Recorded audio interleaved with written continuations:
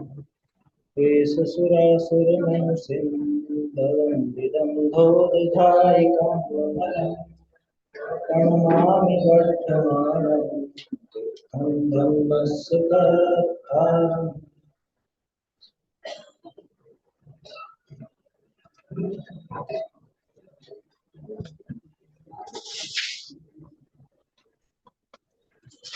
समागम है और इसके सुख अधिकार पर अपनी चर्चा चल रही थी।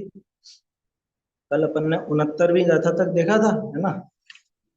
69वीं गाथा में अपन ने देखा कि जीव तरह तरह के शुभोपयोग में लगता है। अभी यहाँ पे अपन इसको शुभोपयोग की जगह शुभ भाव नाम दें तो ज्यादा अच्छा। शुभ परिणाम यहाँ पे नाम दिया आचार्य देव ने। क्यों कह रहा हूं ऐसा कि शुभोपयोग की जगह शुभ परिणाम कहें? शुभोपयोग अधिकार तो मुनिराज के लिए अलग से दिखाया, और वो मुनिराज का शुभोपयोग वो वास्तविक शुभोपयोग है। हमारे तो शुभोपयोग के पीछे भी अशुभोपयोग की छाया पड़ी हुई है। क्यों? कल अपन ने चर्चा की थी कि वास्तव में ये जो शुभ भाव करता है, इसको एक ऐसी लिप्सा पड़ी हुई है उन विषय भोगों की कि इन शुभ भावों के माध्यम से मुझे अच्छी अनुकूलता प्राप्त हो जाएगी, आगे मुझे ये सब विषय भोग भोगने को मिलेंगे, ये सब सुख सुविधाएं, क्या सुख सुविधाएं मिलेंगी, स्वर्ग मिलेगा, ऐसा इसके पीछे एक अभिप्राय इसका बना रहता, छुपा हुआ अभिप्राय बना रहता। कल मोक्षमा प्रकाशक के अपन ने संवर तत्व संबंधी भूल की चर्चा की थी ना। वो भूल क्या है? उसके अभिप्राय में यही तो भूल पड़ी हुई कि वो अच्छा, उसे अच्छा समझता है, उन विषय भोगों को अच्छा समझता है, फलस्वरूप उसके जो कारण हैं ऐसे शुभ भावों को भला समझता है।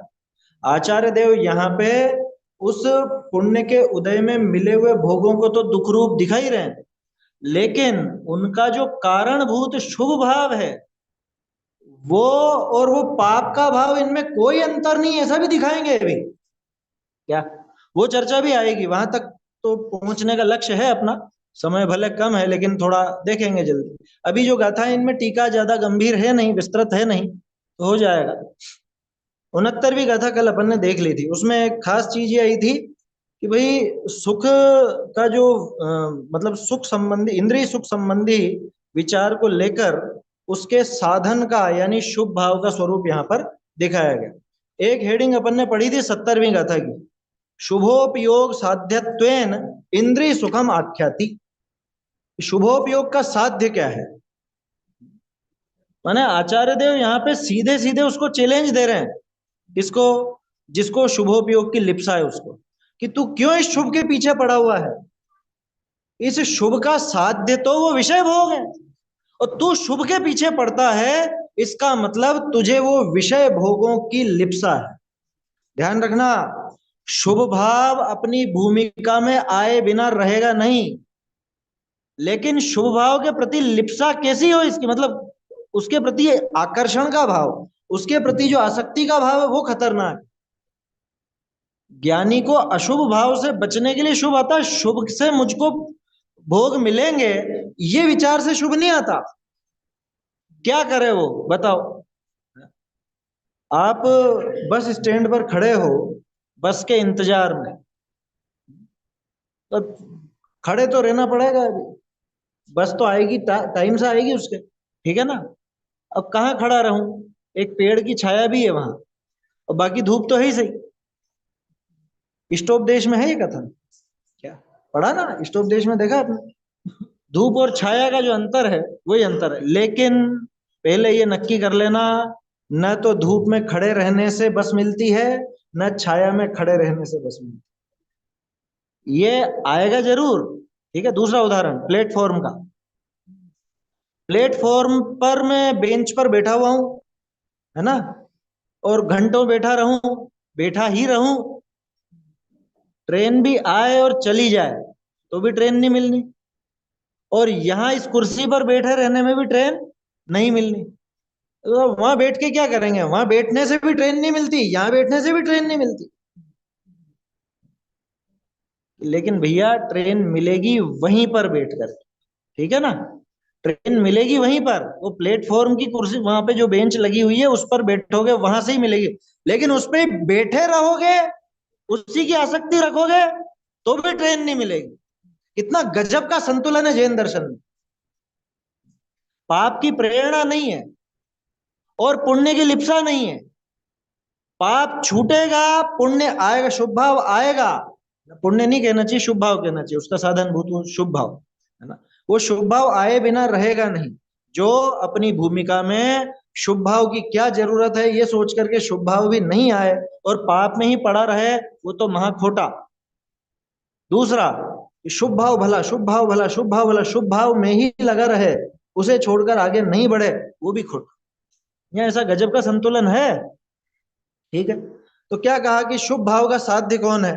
शुभ भाव का साध्य तो वो इंद्रिय सुख, माने शुभ भाव उसका साधन है और इंद्रिय सुख उसका साध्य है। तो यानी कि वो शुभ भाव भी हमारे लिए आदरणीय नहीं है। क्यों? क्योंकि इंद्रिय सुख तो सुख नहीं है, दुख है। वो आगे की गाथाओं में सिद्ध होगा, आगे आएगी, अभी थोड़ी समय है उसमें, 76वीं गाथा में आएगा। इंद्रिय सुख सुख नहीं, दुख है। तो शुभ भाव किसका साध्य है, किसका साधन है? इंद्रिय सुख का। इंद्रिय सुख उसका साध्य है। इंद्रिय सुख, अब चलो गणित जैसे ही चलाओ, आगे 76वीं गाथा में अपन देखेंगे इंद्रिय सुख सुख नहीं दुख है। ठीक है ना? इंद्रिय सुख इज इक्वल टू दुख। ठीक है, ये स्थापित हो जाएगा आगे। अब शुभ भाव आगे चल के इंद्रिय सुख का साधन बनता है, इज इक्वल टू शुभ भाव दुख का साधन बनता है।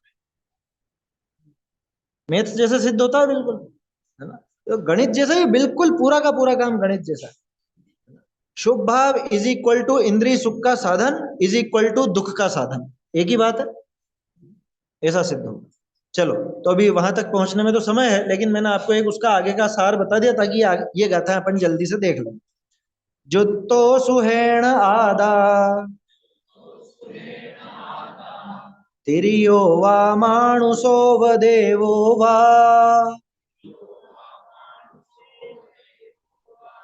भूदो तावदि कालम लहदि सुहम इंद्रियम विविहम। गाथा बिल्कुल सीधी है, टीका भी कोई ज्यादा विस्तार नहीं दिया आचार्य देव ने। जुत्तो सुहेण आधा, कि आत्मा शुभ से युक्त होता हुआ। अब देखो, मैंने पहले कहा था प्राकृत लचीली भाषा है, तो सुह शब्द सुख के लिए भी आता है और शुभ के लिए भी आता है ना।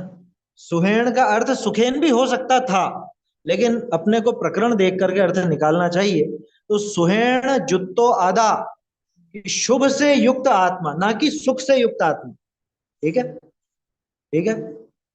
तिरियो व मानुषो व देवो व, चाहे तिर्यंच हो, चाहे मनुष्य हो, चाहे देव हो। नार की क्यों नहीं कहा?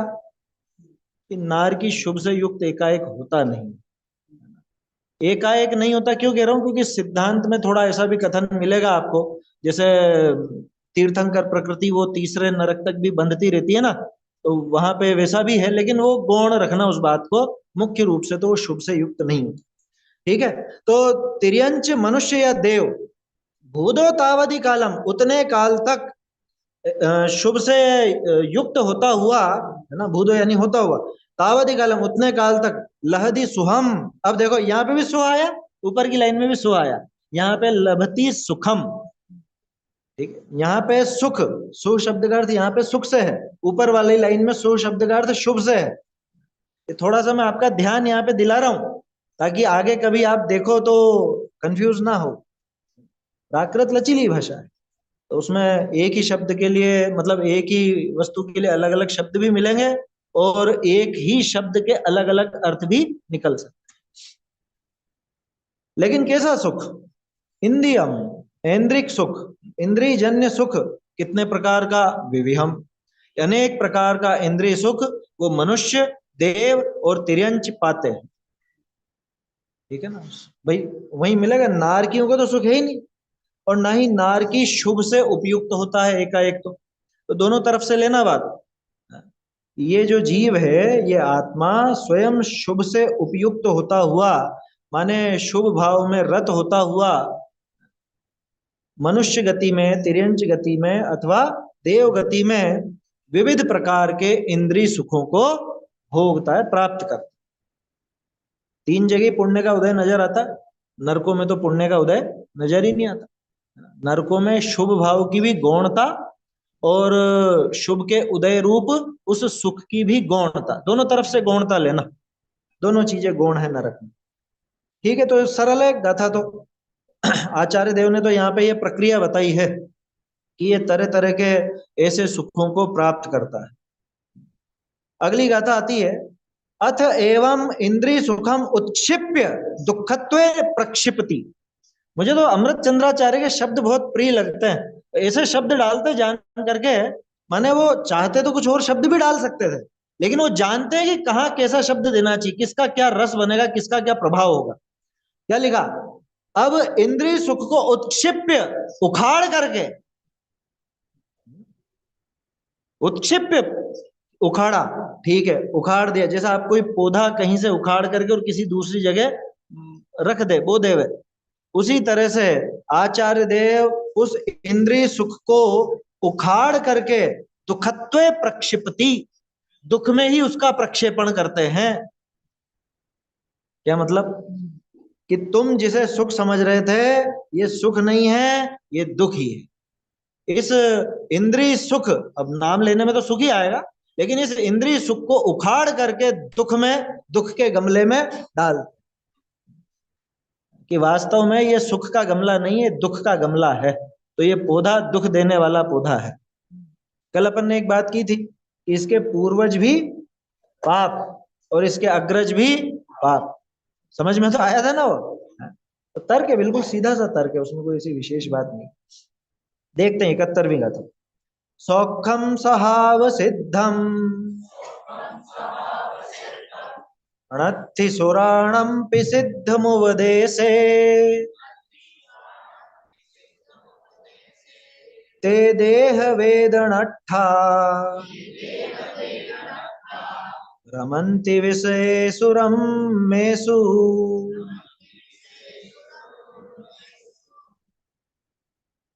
सौखम सहाव सिद्धम अणत्थि, सुख जो है वो स्वभाव से सिद्ध नहीं है। मतलब या यूं कह लो, किनके, कि सुराणम भी, देवों के भी, देवों के भी स्वभाव से सुख सिद्ध नहीं है। देवों के भी सुख स्वभाव नहीं है। एक तरफ तो प्रत्येक जीव को सुख स्वभावी कहते हैं, दूसरी तरफ यह कह रहे हैं कि स्वभाव से सुख सिद्ध नहीं है। लेकिन किसके कह रहे हैं ये ध्यान रखो। आचार्य देव शब्दों का प्रयोग बहुत सावधानी से करते। जहां कहते हैं कि आत्मा, आत्मा सुख स्वभावी है, तो वहां आत्मा की बात होती है। यहां कह रहे हैं सुराणम पी, देवों के भी, देव आत्मा है या नहीं है? लेकिन देव एक पर्टिकुलर एक पर्याय है, ठीक है ना। तो यहाँ पे आत्म स्वरूप कहाँ पकड़ा, यहाँ तो वो नर नारकादि पर्याय पकड़ी है। तो जब आपकी दृष्टि में वो देवपना, मनुष्यपना, नारकीपना, नारकी की तो क्या बात करें, वो तो बेचारा हर तरह से दुखी है ना। लेकिन देव, मनुष्य और तिर्यंच जो पिछली गाथा में आए थे, उनकी भी बात करें तो यानी पर्याय को जब अपन देख रहे हैं, तो वो तो इनके स्वभाव से ही सुख नहीं है। हमने आत्मा की बात की नहीं। यद्यपि जीव ही इन पर्यायों रूप होता है, लेकिन जब स्वभाव की बात चलेगी तो सिर्फ आत्मा की बात चलेगी। और जब ये नाम आ गया, कौन सा, मनुष्य, देव, तिर्यंच, नारकी, तो वहां पे पर्टिकुलर आप उस पर्याय को इंगित कर रहे हो। इसका मतलब यह कि चाहे वो देव ही क्यों ना, और देव कहते ही, देव का अर्थ क्या निकलता है? देव कहते ही समझना पुण्य का उदय। देव माने पुण्य का जबरदस्त उदय, नारकी माने पाप का जबरदस्त उदय, यही तो अर्थ है उसका। और क्या है, भावार्थ क्या है? तो देवों के स्वभाव सिद्ध सुख नहीं है, माने देवों के स्वाभाविक रूप से सुख है ही नहीं। देवों के नहीं कह रहे हैं, देवों के भी, णत्ति सुराणम पी, देवों के भी स्वभाव से सुख सिद्ध नहीं होता।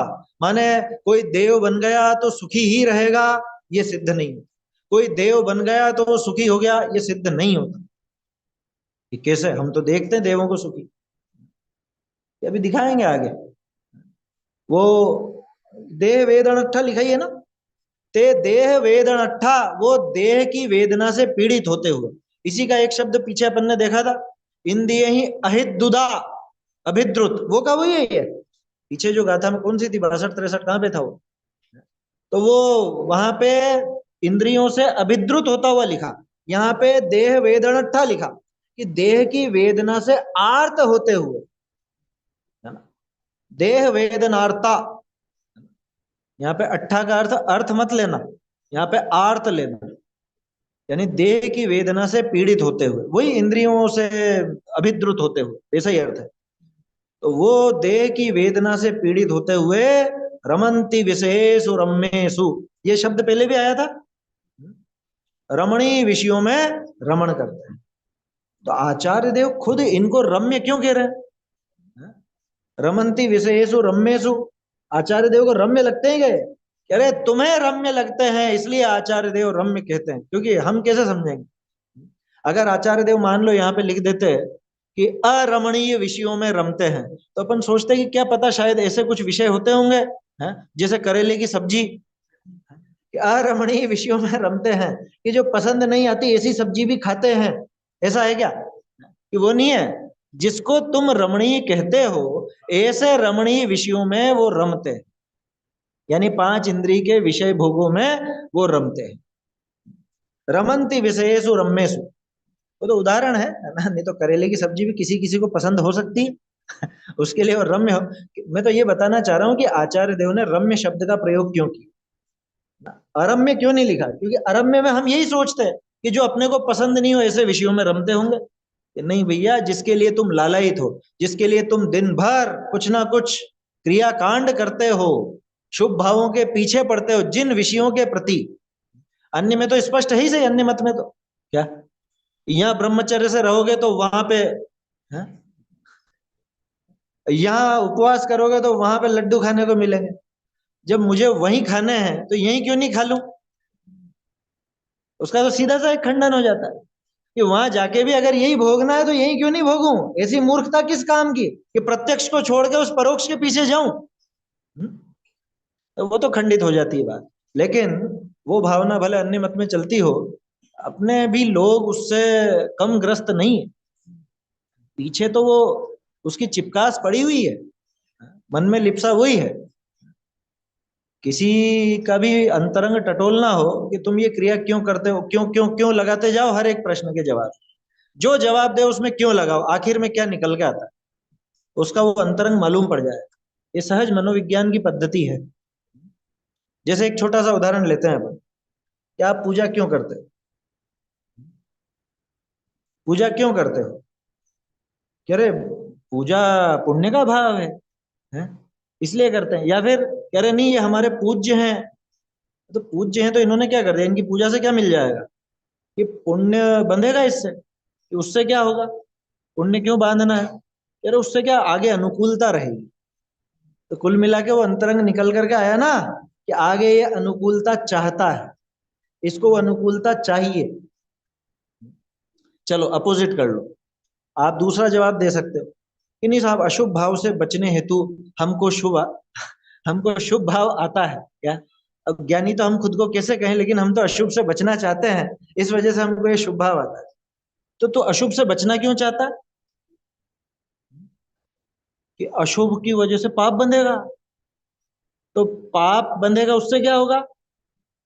कि पाप बंधेगा तो बहुत दुख भोगना पड़ेगा, तो नरक में दुख लगता है ना, तो नरक में जो दुख लगता है वो इसको स्वर्ग का सुख सिद्ध होता है, मतलब उससे स्वर्ग के सुख की सिद्धि, उसका लोभ इसके सिद्ध होता है। समझ में आ रही है बात? रत्नकरण श्रावकाचार में 30वां श्लोक आता है, भयाशा स्नेह लोभाच्य कुदैव आगम। हालांकि वो प्रकरण दूसरा है, वहां पे कि भाई कुदैव को आगम और कुलिंग का तुम जरा भी सम्मान मत करना, भय से, आशा से, स्नेह से, लोभ से। तो वही बात यहाँ लगा ना भाई, या तो किसी वस्तु का भय हो या किसी का लोभ हो, तो ये जो काम करता है ये वास्तविक इसको पसंद नहीं है, ये उस भय से या लोभ से या आशा से करता। समझ में आ रही है बात? अगर भगवान की पूजा के पीछे नरक का भय या स्वर्ग का लोभ है तो इसने वास्तव में भगवान का स्वरूप समझा ही नहीं। और जैसे आचार्य देव 80वीं गाथा में लेंगे, वहां तक कोशिश करेंगे अपन पहुंचने की, उसकी चर्चा तो जरूर करेंगे, है ना, भले थोड़ी देर हो पाए लेकिन करेंगे जरूर। तो वैसा स्वरूप वास्तव में अगर ये समझे तो हाथ जुड़े बिना रहते नहीं है। आया समझ में? वो अपने आप होता ही होता है, वहां स्वर्ग का लोभ या नरक का भय नहीं रहता। लेकिन ये चीज तो तभी होगी जब शास्त्राभ्यास करेगा। टोडरमल जी तो इसीलिए स्वाध्याय की प्रेरणा देते हैं। जिनेंद्र भगवान का स्वरूप अगर नहीं समझे और कि नहीं नहीं हमको तो पूजा करना बहुत अच्छा लगता है, हमें तो यात्रा करना बहुत अच्छा लगता है, दान देना बहुत अच्छा लगता है, तो इसके पीछे क्या कारण है भैया? या तो तेरे किसी चीज का लोभ है या किसी बात का भय है, कोई आशा है, कोई स्नेह है, कुछ कुछ ना कुछ तो है। यथार्थ स्वरूप समझे बिना ये सारी बीमारियां खड़ी होंगी। इसलिए इन पदार्थों का भी स्वरूप समझना, इनका जो सुख है, इंद्रिय सुख है, उसका भी स्वरूप समझना, और इंद्रिय सुख का कारणभूत जो शुभ भाव है उसका भी स्वरूप समझना चाहिए। ये सब बिना शास्त्राभ्यास के होता है। क्या कहा? ये सौखम सहाव सिद्धम नत्थि सुराणम भी सिद्धम उपदेश है। क्या लिखा? ये उपदेश में सिद्ध है। क्या? किसके उपदेश में सिद्ध है? अरे अरहंतों के उपदेश में सिद्ध है। ये प्रवचन सार तो साक्षात अरहंत की वाणी है, जिनेन्द्र देव की वाणी है, कि मैं वहां सुनकर आया हूं विदेह क्षेत्र में। वो उस उपदेश में सिद्ध है कि देवों के भी स्वाभाविक सुख नहीं है। माने वो देव पर्याय में जो जो चीजें मिलती हैं वो स्वभाव से सुख की कारण नहीं है, उनका स्वरूप सुखमय नहीं है। तो फिर वो देव तो सुखी दिखते? अरे कुछ नहीं दिखते। एक उदाहरण आता है, जैसे पुड़ी नाच रही है, तेल की कढ़ाई में पुड़ी नाच रही है। अब ये बताओ, पुड़ी नाच रही है? तो ऐसे देव सुख भोग रहे हैं। समझ में आ रही है बात? वो देव सुख भोग रहे हैं कैसे है कि जैसे पुड़ी नाच रही है वैसे। ये वो देह वेदनठा, देह की वेदना से पीड़ित होते हुए रमंती विषयेषु रम्येषु, वो उन विषयों में रमण करते हैं। देखो एक यहाँ पे टीका तो सरल है, उस पर मुझे बात नहीं करनी है। उल्टा उनके स्वाभाविक दुखी देखा जाता है, क्योंकि वो देखो एक शब्द बहुत अच्छा लिया टीका में, पंचेंद्रियात्मक शरीर रूपी पिशाच की पीड़ा से। शरीर को काहे की संज्ञा दी? कोई मानता है कि ये पिशाच है, इस पिशाच ने हमको पकड़ रखा है, ये मानता है? हैं? हम तो इसी पिशाच को सजाने संवारने में लगे रहते हैं। बोलो, पाव आधा किलो पाउडर और वो क्रीम वगैरह वो सब तो इस पिशाच को कांच में देखकर विचार करना, इस पिशाच ने मुझे ग्रस रखा है, इस पिशाच ने मुझे पकड़ रखा है। ये नहीं होता तो मैं कब का ही मोक्ष को प्रयाण कर चुका होता। बोलो, ये शरीर नहीं होता तो मोक्ष ही होता। इस पिशाच ने मुझे ग्रस रखा है, कहाँ विचार आता है? मुझे तो आचार्य देव के कुछ कुछ शब्द ऐसे क्लिक करते हैं बिल्कुल, है? भूत लगा हुआ है इसको, ये पिशाच वास्तव में पिशाच लगा हुआ है? इसलिए अब ज्यादा इसके सजाने संवारने में समय व्यर्थ मत करना।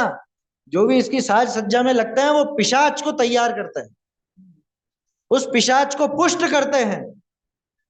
और अगर पिशाच पुष्ट होगा तो क्या होगा? है? ये बोतल में से जिन्न अगर निकाल दिया तो वो तो मार डालेगा तुमको। तो इसको पुष्ट मत करो, इसको तो कृश करो। मुनिराज क्या करते हैं? इसको पुष्ट नहीं करते। नहीं तन पोषते, बस ऐसे ही हमको भी किसी भी रूप में, है ना, चाहे वो रूप वगैरह की बात हो चाहे भोजन आदि की बात हो, इसके पीछे ज्यादा पागल नहीं होना चाहिए। अब ये तो एक ऐसा योग बना हुआ है, टोडरमल जी ने लिखा ना, एक दंडी बेड़ी है, एक दंडी बेड़ी है। आया समझ में? तो अब ये ठीक है जब तक है साथ में, लेकिन इसको ज्यादा क्या कहें अपन, ज्यादा सहूलियत नहीं देना, है ना, थोड़ा सा इसको तपाना।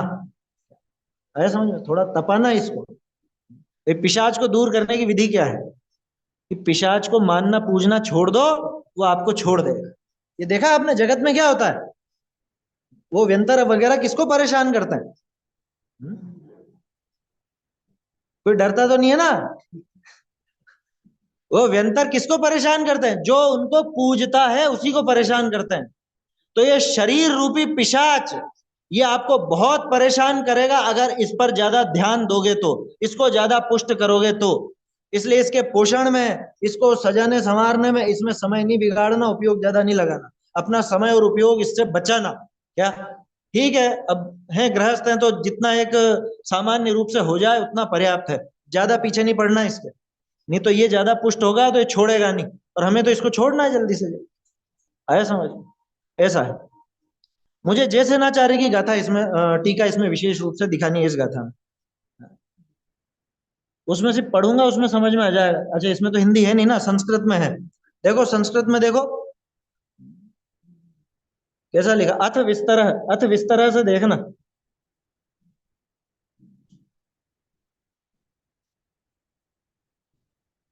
मिला नहीं मिला?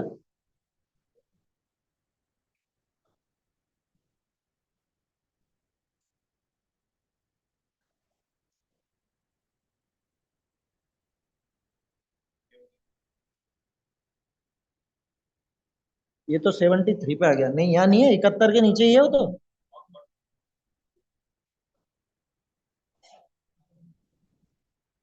ये 72 है, 71 71। हाँ यहाँ आएगा, यहाँ आएगा। अथ विस्तर दिख रहा है? हाँ हाँ यही है वही। देखो मैं हिंदी पढ़ता हूँ है ना, क्योंकि अभी संस्कृत का अपने पास समय नहीं है। ये चित्र लग रहा है आपके पीछे, संसार दर्शन, मधु बिंदु दर्शन, ये यहां से आया, यहां से नहीं आया। इसकी भी उत्पत्ति कहां से वो बताऊंगा, पहले पढ़ लेते हैं। अब विस्तार से कहते हैं, जैसे कोई पुरुष विशेष विशेष अधोभाग में 7 नरक स्थानीय विशाल अजगर के फैलाए हुए मुख में। बड़ा अजगर कौन? 7 नरक, 7 नरक रूपी अजगर। चारों कोणों में क्रोध मान माया लोभ इन 4 कषाय स्थानीय 4 सर्पों के फैलाए हुए मुख में। ठीक है, 4 कषाय वो। शरीर स्थानीय महान अंधकूप में हुआ वो शरीर। ठीक है, उसमें पड़ा हुआ, उसमें गिरा हुआ संसार रूपी महान जंगल में, जंगल है संसार का, मिथ्यात्व आदि कुमार्ग में नष्ट होता हुआ। खोटे मार्ग में लगा, मिथ्यात्व के मार्ग में तो इस कुएं में जाकर के गिर गया। मृत्यु रूपी हाथी के भय से आयु कर्म रूपी वृक्ष की शाखा विशेष पर, वो जो डाल है वो कौन सी? आयु। ठीक है, उसमें भी कैसा? शुक्ल पक्ष तथा कृष्ण पक्ष रूपी सफेद एवं काले ऐसे 2 चूहे जिसकी जड़ काट रहे। अलग अलग व्याख्या आती है, कहीं पे दिन और रात आता है, कहीं पे शुक्ल पक्ष कृष्ण पक्ष आता है, कोई दिक्कत नहीं है, कैसे भी मानो, वो तो दिनों का परिवर्तन ही है। उस डाल को काट रहे हैं। रोग व्याधि रूपी मधुमक्खियों से घिरे हुए होने पर, चारों तरफ मधुमक्खियां भिन भिना रही है, कौन सी? तरह तरह के रोगों की। उसी मृत्यु रूपी हाथी के द्वारा वृक्ष हिलाए जाने पर, अब बोलो इतनी तो प्रतिकूलताएं पड़ी हुई, लेकिन इस मूर्ख को वो सारी प्रतिकूलता या वो विपरीतता नजर नहीं आती। इसको क्या नजर आता है? विषय सुख रूपी मधु बिंदु के स्वाद से। इसलिए इसका नाम है मधु बिंदु दर्शन। संसार दर्शन मधु बिंदु ऐसा ब्रैकेट में लिखा था। मधु बिंदु के स्वाद से जिस प्रकार सुख मानता है, चारों तरफ आपत्तियों से घिरा हुआ है, और वो एक शहद की बूंद टपकती है मुंह में आती है, मजा आ गया, मजा आ गया, मजा आ गया। बोलो। पद्मनंदी पंचविंशतिका में अनित्य पंचाशत है, आप सब पढ़िएगा। क्या वो तो ऐसा है प्रकरण कि किसी के यहाँ कोई बहुत एजेड हो और थोड़ी ऐसी स्थिति हो ना, तो उनको भी सुना, और वो तो जवानी में ही पढ़ो, बुढ़ापे की क्यों इंतजार करना? क्या ये मरेंगे तब पढ़ लेंगे? अरे पहले पढ़ के रखो। आया समझ में? वो जैसे अन्य मत में तो गरुड़ पुराण चलता है ना, ऐसे किसी का कोई मरण वगैरह हो तो आजकल एक पद्धति चली है बाद में भी स्वाध्याय वगैरह करने की, तो अनित्य पंचाशत सबसे अच्छी चीज। उस समय वो सुनाने की बहुत स्थिरता आती है उससे। पद्मनंदी पंचविंशतिका, उसमें आता है ऐसा उदाहरण कि ये ऐसे विषय भोगों में मग्न है, और उधर पीछे पर्दे के पीछे से वो शिकारी, मृत्यु रूपी शिकारी तीर बाण लेकर के ऐसे तैयार खड़ा है। ये तो भोगों में मग्न है कि ये मेरा परिवार और ये ऐसा और ये वैसा, और पीछे से वो बाण आता है, एक झटके में काम करता। ऐसे तो ये विषय सुख है। और इन विषय सुख के चक्कर में आकर के ये आगामी तैयारी नहीं कर पाते। अरे अभी तो समय है, बहुत समय है, समय है। देखो पद्म पुराण में दो प्रसंग बहुत अच्छे लगते हैं मुझको। पहले भी शायद बताया हो आप लोगों को। एक प्रसंग तो है हनुमान जी के वैराग्य का, और एक प्रसंग है भामंडल के मरण का। हनुमान जी का वैराग्य कैसा आया? वो वहां गए थे अपनी पत्नियों के साथ कहीं पर ऐसे ही वन में गए, पिकनिक टाइप से, है ना। तो वहां पे ऐसे ही बैठ करके विचार कर रहे थे। तो फिर कह रहे देखो ऐसा हुआ ऐसा हुआ, बाद में वो सीता जी का हरण भी हुआ, राम जी के अपन ने सहयोग भी किया, और जगह जगह सब भोग भी किए, राज भी किया, सब किया। अरे ये जीवन तो ऐसे निकल गया मानो मिला ही नहीं। क्या विचार आया उनको? ये जीवन पूरा ऐसे निकला मानो मिला ही नहीं हो। एक मिनट में अपन देखो पूरी रील दोहराते हैं। याद कीजिए, आपके बचपन को याद कीजिए। क्या आप छोटे से थे, आप चलना सीखे, हैं, थोड़ा कुछ बोलना भी सीखे, स्कूल में गए, पहले दिन गए तब तो बहुत रोए। वहां पे जो भी थी मिस वगैरह थी, उन्होंने आपको संभाला, है। वहां पे आपने भोजन भी किया और उल्टी भी कर दी, निभाया वहां पे, है। मम्मी के बिना, मम्मी की याद आ रही, पापा की याद आ रही है। फिर पापा लेने आए तो दौड़े दौड़े, बोलो, उनके गले लग गए। आपके दोस्त बने स्कूल में, दोस्तों के सहेलियां, दोस्त जो भी, है ना। तो उनके साथ खेले कूदे, साइकिल चलाना सीखी, साइकिल से गिरे तो एक चोट लगी, उसका निशान आज तक है। थोड़े बड़े हुए, 10वीं की परीक्षा तो बड़े डरते डरते दी, या जिसने भी अच्छे से दी सो दी, इतने इतने नंबर आए, कॉलेज में गए, ये सब किया। ठीक है, फिर नौकरी धंधा शादी ब्याह, बच्चे बच्ची, ये सब हो गए, बच्चे बच्चियों की शादियां हो गई, पोते पोती हो गए। वो पूरा जीवन चक्र कितनी देर लगी? 1 मिनट भी नहीं हुआ है। ये पूरा जीवन ऐसे मिला, ऐसे गया मानो मिला ही नहीं। ये विचार करके हनुमान जी को वैराग्य आ गया था। वो सारे विषय भोग उन्होंने छोड़ दिए। भामंडल का क्या है प्रसंग? वो छत पे घूम रहे थे, वो योजनाएं बना रहे कि हाँ इतने इतने राज्य तो जीत लिए हैं, इतना तो मैंने राज कर लिया है, इतने विवाह किए हैं, आगे और भी राज्य जीतूंगा, और विवाह करूंगा, ऐसा होगा वैसा होगा, आगे चल के दीक्षा भी लूंगा, है। ये सब योजनाएं चल रही हैं। ऊपर से बिजली गिरी, खलास। तो सब योजनाएं धरी की धरी रह गई। बोलो, है भरोसा? अब ये जो जीव, ये कौन है लटका हुआ? ये हम हैं।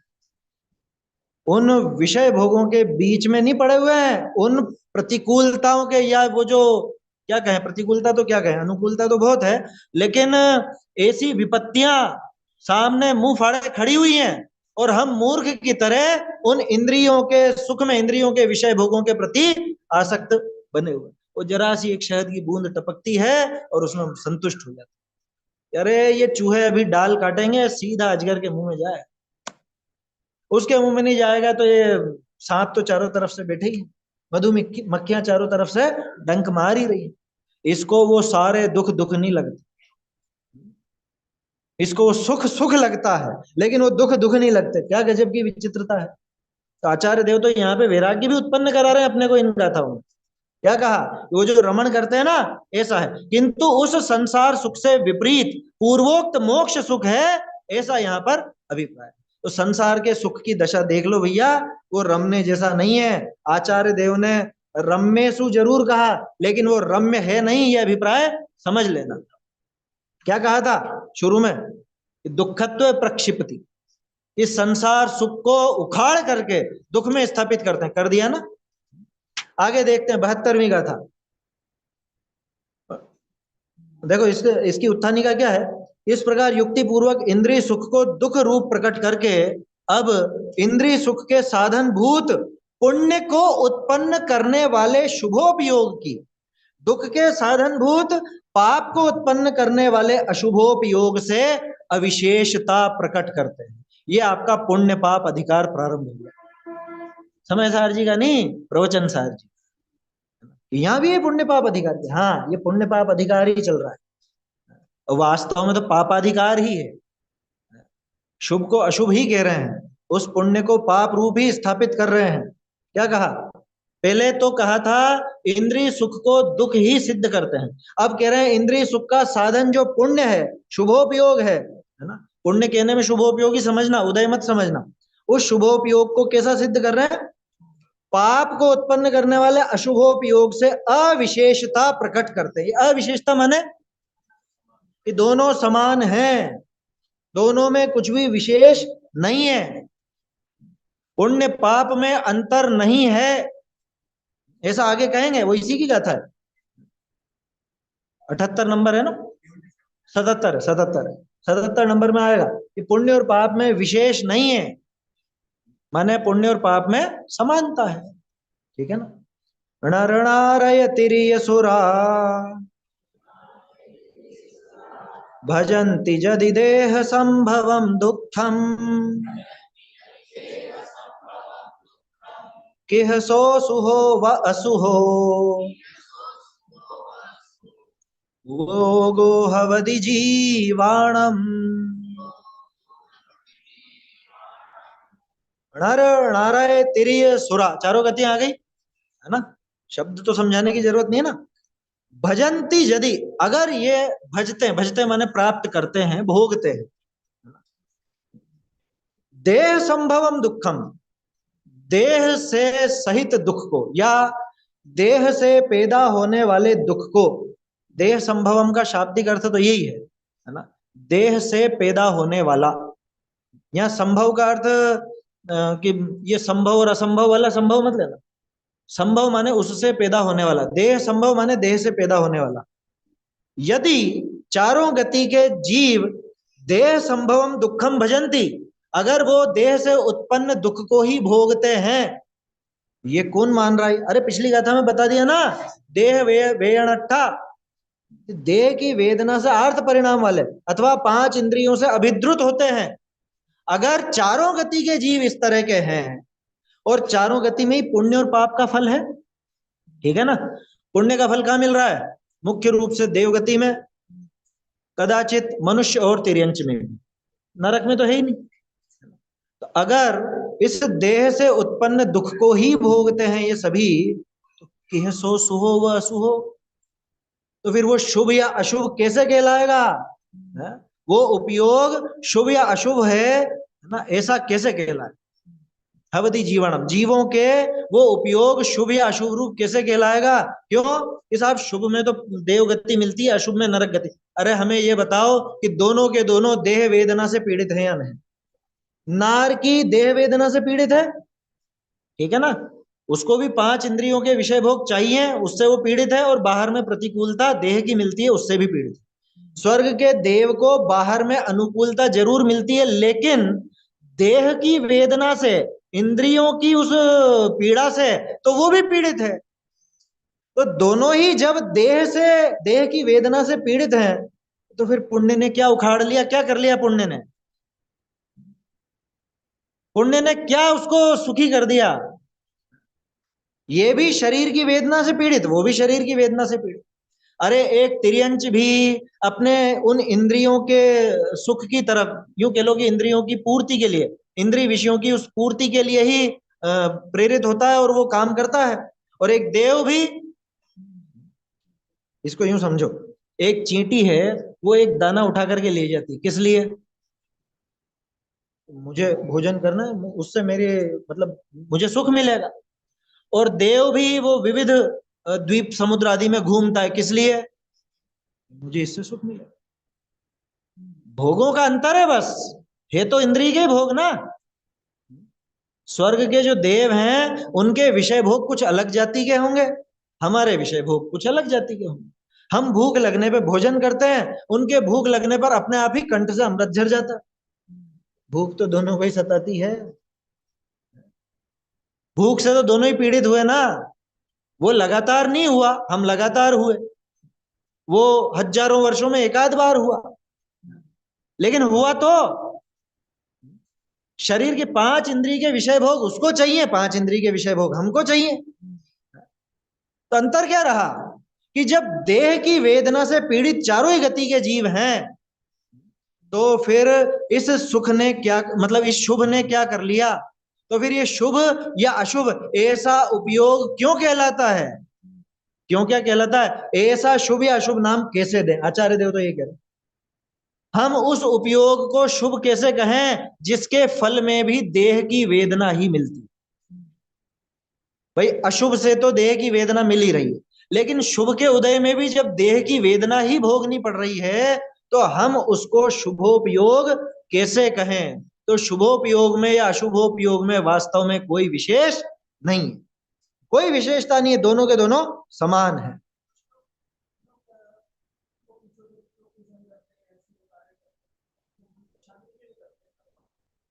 मन की शांति, ठीक है, चलो उसको भी देख लो। वो जो मन की शांति कहते हैं, है ना, ठीक है, ये भी एक तर्क निकल गया है, हम तो मन की शांति के लिए करते हैं। तो इससे क्या अर्थ निकला भाई? मन की शांति माने क्या? कषायों की मंदता, यही है ना। मन की शांति किसको कहा? कषायों की मंदता। तो कषायों में दुख तो मालूम पड़ा, लेकिन इसको अगर इसका विज्ञान मालूम है कि यहाँ जो ये कषायों की मंदता है इसके कारण बंधेगा पुण्य, पुण्य के उदय में मिलेंगे भोग, उन भोगों को भोगने में कषायों की मंदता रहेगी या तीव्रता? तो ये कषाय की मंदता भी कहां लेकर के जा रही है इसको? कषायों की मंदता में, माने मन की शांति में इसको थोड़ा अच्छा लगता है, लेकिन आगे तो ये भी अशांति की तरफ ही ले जा रही है। समझ में ही बात? यानी सुखी होने का उपाय ये बिल्कुल भी नहीं है, बिल्कुल भी नहीं है। ध्यान रखना, भूमिका अनुसार वो सारी क्रियाएं होंगी, जरूर होंगी ही होंगी, ऐसा नहीं है कि वो नहीं होंगी। जो ये पढ़ करके और सुन करके कि अरे इनसे भी तो आगे जाके वही मिलने वाला है, तो क्या फायदा इनको करने का? अरे तू छाया में खड़े होने की जगह धूप में खड़ा होना चुनता है, तू प्लेटफॉर्म पर बैठने की जगह घर में बैठना चुनता है, तुझे वो गाड़ी कैसे मिले? आया समझ में? तो भूमिका अनुसार होगा, ये भी सच है, लेकिन वो हमारे सुख का कारण नहीं है, ये भी सच है। अभिप्राय सुधारना है ना, वो तो देखो क्रमानुसार आएगा ही आएगा, क्या करो, वो एक अपनी मजबूरी है। जहां तक मोक्ष की प्राप्ति नहीं होती तब तक ये भावनाएं भी आती हैं, ये भूमिका अनुसार ये काम भी होता है, ठीक है ना, ऐसा है। चलिए इसकी टीका देख लेते हैं, बस फिर समाप्त करते हैं, समय हो रहा है। यदि शुभोपयोग जन्य उदयगत पुण्य की संपत्ति वाले देवादिक, अर्थात शुभोपयोग जन्य पुण्य के उदय से प्राप्त होने वाली रिद्धि वाले देव आदि, ठीक है ना, और अशुभोपयोग जन्य उदयगत पाप की अपादान वाले नारकादिक,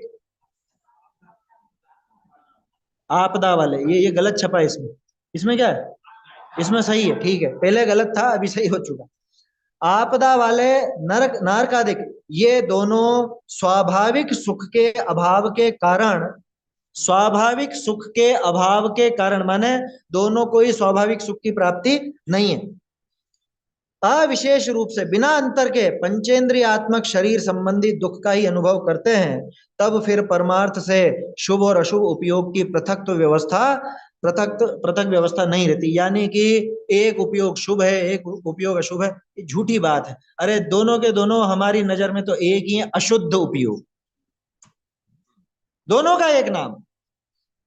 भाई हम तीन भेद करते हैं, शुभ अशुभ शुद्ध, तीन क्यों करो? आचार्य देव तो कह रहे हैं दो ही हैं, शुद्ध और अशुद्ध, ये दोनों अशुद्ध की श्रेणी में है। असल में उस अशुद्ध के जो दो विभाग किए गए, ये हमारी पुण्य के प्रति लिप्सा को सूचित करते हैं, ऐसा है। भावार्थ में भी यही बात है ना। आगे बात आएगी, जैसे इंद्रिय सुख को दुख रूप और शुभोपयोग को अशुभोपयोग के समान बताया, उसी प्रकार अब शुभोपयोग जन्य फल वाला जो पुण्य है उसे विशेषतः दूषण देने के लिए, माने जिन जिनको पुण्य का उदय प्राप्त हुआ है उनको वो दूषण देने के लिए, अर्थात दोष दिखाने के लिए, उस पुण्य को स्वीकार करके उसकी, यानी उस पुण्य की बात का खंडन करते हैं। वो अगली गाथा में आएगा। अब आगे की गाथा अपन संक्षेप रूप में ही देखेंगे दोपहर में, और प्रयास करेंगे वो 80वीं गाथा तक पहुंच करके फिर अंतिम चर्चा रहेगी। शाम को तो मोक्षमा प्रकाशक चलेगा, है ना, तो उसकी चर्चा फिर अपन दोपहर में करेंगे। है नहीं, कल बस समापन आज ही हो जाएगा, शाम को समापन, कल सुबह को रवाना हो जाएंगे। है बताई यह अनंत उपकार है, इसके लिए जिन वाणी